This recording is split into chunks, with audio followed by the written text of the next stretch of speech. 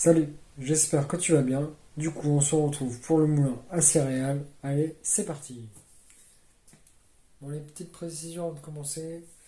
Du coup, je suis vraiment pas un expert des vidéos, hein, c'est la première que je fais. Et je pense pas en faire 50 parce que j'ai pas le temps et voilà, quoi, c'est pas trop mon domaine, on va dire. On commence par la première solution. J'ai dit que j'allais vous en proposer deux. On commence avec la première. Une première. Alors, j'ai rien inventé, hein, c'est comme le truc que je vous ai déjà montré en live l'autre jour là. J'ai rien inventé, c'est juste des vidéos que j'ai repris à droite à gauche et voilà quoi. Donc première solution avec une casserole. Donc tout simple, hein.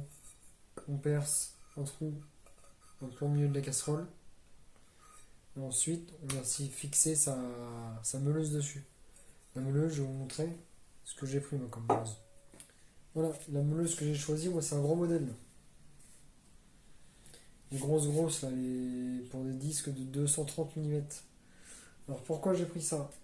Parce que en fait c'est ce qui se rapproche le plus en termes de puissance et de nombre de tours par minute par rapport à un vrai broyeur que tu peux acheter dans le commerce.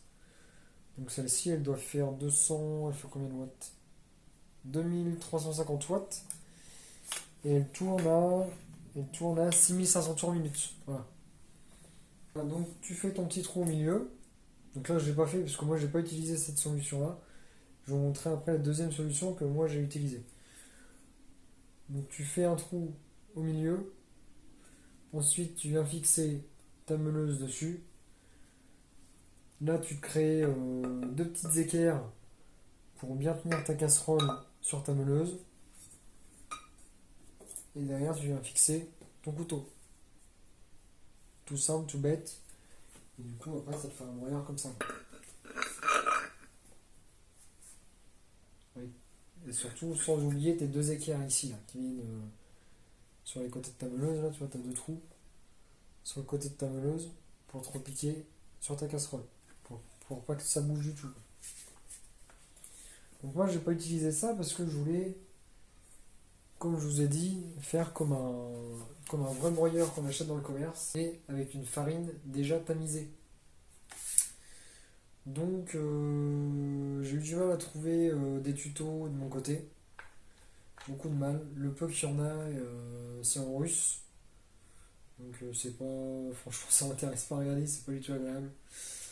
Donc c'est pour ça que j'ai décidé de vous faire une petite vidéo aujourd'hui. Allez, je vais chercher ce qu'il faut et je vous montre ça en détail. Deuxième solution. Deux solutions, et là je vais vous donner deux méthodes différentes de montage. Donc moi j'ai fait comme ça, une grande plaque, toute simple, avec au milieu, ici là, le front de ma meuleuse, mes deux pattes de fixation qui viennent sur ma meuleuse, et ici un trou pour la trémie de remplissage. Alors après ici tu mets ce que tu veux, hein, c'est une bouteille, moi j'ai pris ce diamètre là parce que ça passe pour une grosse bouteille de 6 litres, tu vois, ça vient tout juste dessus. Donc voilà. Derrière ça,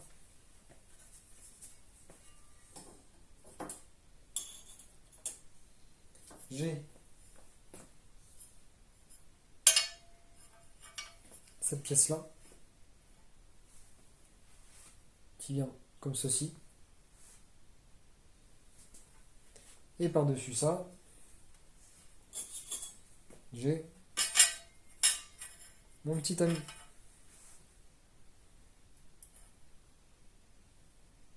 Voilà. Donc ce que je vais faire, je vais monter le tout et je te remontre ça. Allez, première étape du montage.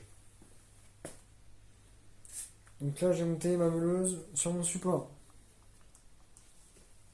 Voilà, comme ceci, avec mes deux pattes là qui viennent bien tenir sur mon support. Et du coup, j'ai monté mon couteau dessus. Là.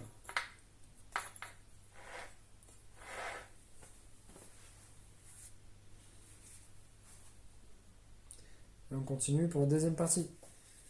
Deuxième et dernière partie. Donc là, j'ai rajouté ma petite pièce que je vous ai montré tout à l'heure. plus ton tamis. Donc là, ici, ce qui est important pour bien que ça fasse la farine, c'est que votre couteau, il soit vraiment au plus proche du tamis. Plus se rapproche du tamis, meilleure sera la farine. Donc ça, c'est vraiment important. Petite précision aussi, les tamis. C'est des tamis de broyeur classique. Donc ceux-là, je les ai achetés sur Mano Mano. Ils doivent être à 15 euros, je crois, la pièce, ou 13, je sais plus exactement. Enfin, c'est pas très cher. Et j'ai voulu faire ça, car comme ça, si un jour je décide de passer sur un vrai broyeur, et ben, ils seront directement adaptables dessus. Donc ça, c'est l'avantage, et c'est pour ça que je voulais prendre cet ami-là. Donc j'en ai pris deux. Un en 1,5 mm, donc pour une plus grosse granulométrie, et un en 0,8. Donc ça fait vraiment la farine toute fine. Ça fait vraiment de la bonne farine. Donc voilà, on va pas s'éterniser. Le couteau, ouais, petite précision sur le couteau à la limite. Le couteau, j'ai juste pris un fer plat. Un fer plat de. Je crois qu'il va faire 2 mm, il me semble. Donc il n'y a pas à se casser la tête à essayer de l'affûter ou quoi, ça sert à rien. Le plus important, c'est vraiment, comme je vous disais, qu'il soit au plus proche possible du tamis. Donc là, la pièce qui est en dessous, là, celle-ci, là, je l'ai coupée de façon à ce que mon couteau soit vraiment au plus proche. Et du coup, je vous donne la deuxième méthode de montage. C'est sur le même principe, hein. Deuxième méthode de montage, sauf que au lieu d'essayer de trouver une pièce qui fasse à peu près le bon diamètre, parce que le diamètre c'est un petit peu au-dessus de 16 cm, il me semble de mémoire. 16 cm, on peut trouver des casseroles Jiffy pour 6 balles, je crois, 6 ou 7 balles, d'environ 16 cm. Après, si c'est 14, c'est 14, c'est pas, ça va juste un peu moins vite. Mais voilà. Donc, deuxième méthode, comme je vous disais, tu prends une casserole, tu la coupes pareil, tu prends tes côtes pour que ça soit au plus proche de ton couteau. Et voilà quoi, c'est parti. Allez, je vous montre ça en image et on se retrouve juste après.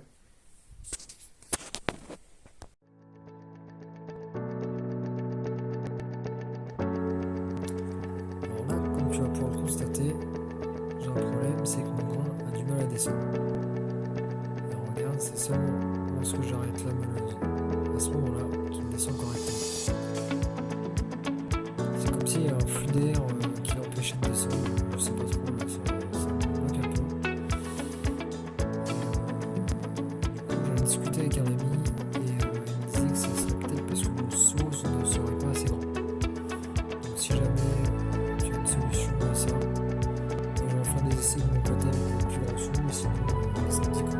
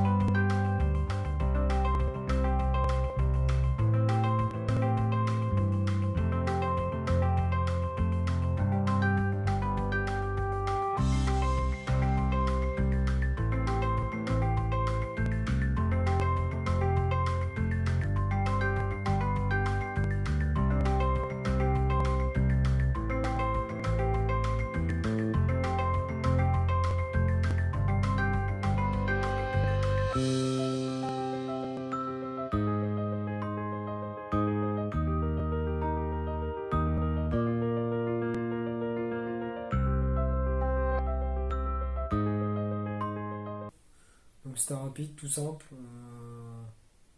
Merde. Ça pour le making of ça. Allez les amis, c'est la fin du petit tuto, j'espère que ça vous a plu. Rapide, simple, j'espère efficace, je sais pas. Si ça vous a plu, mettez un petit pouce bleu. Je répète, il n'y aura pas 36 vidéos, donc profitez-en. Non, parce que c'est pas du tout mon truc. Et voilà, après, peut-être qu'on se retrouvera un jour en bord de l'eau. Allez, ciao!